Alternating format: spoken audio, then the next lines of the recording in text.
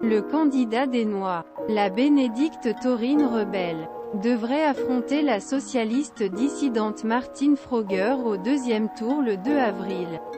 Le bulletin de vote ce dimanche a été marqué par le score faible du candidat de la Renaissance. Les Noisadjoises sortantes Bénédicte taurine et la socialiste dissidente Martine Froger seront opposées au deuxième tour d'un législatif partiel à Ariège. Selon les résultats du premier tour dimanche, marqué par un effondrement de la Renaissance, Bénédicte taurine, candidate officiellement rebelle soutenue par l'Union gauche, arrive en première position avec 31,18% des voix, devant son adversaire gauche, Martine Froger, avec 26,42%.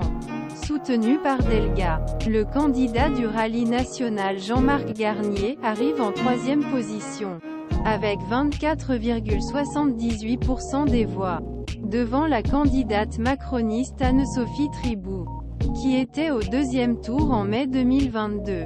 Chute du camp présidentiel. Les élections 2022 avaient été annulées au cours de la saison d'une erreur.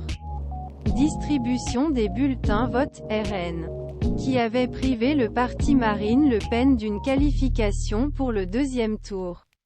L'année dernière, la rébellion de 46 ans a eu 33% des voix au premier tour.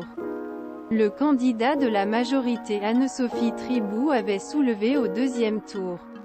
Les candidats RN et PS avaient rassemblé 19,94% et 18,07% du vote respectivement. Un diagramme très différent. L'homme qui prend forme.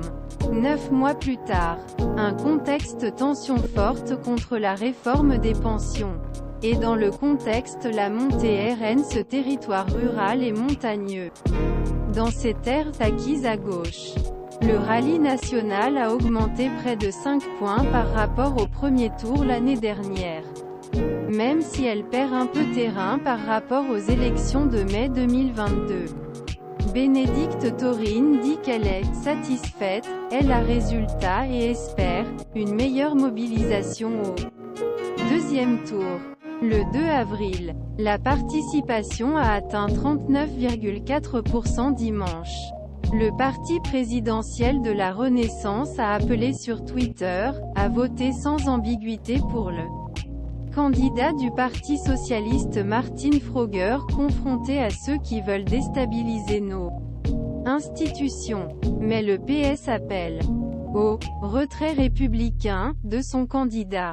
Le rassemblement de toute la gauche doit rester notre priorité. Lire un communiqué de presse. Quelques minutes plus tôt, Carole Delga, la présidente de la région d'Occitanie, a salué le résultat de sa candidate Martine Froger. Nous allons continuer la mobilisation. Expliquer, écouter, convaincre jusqu'à dimanche, promet-elle.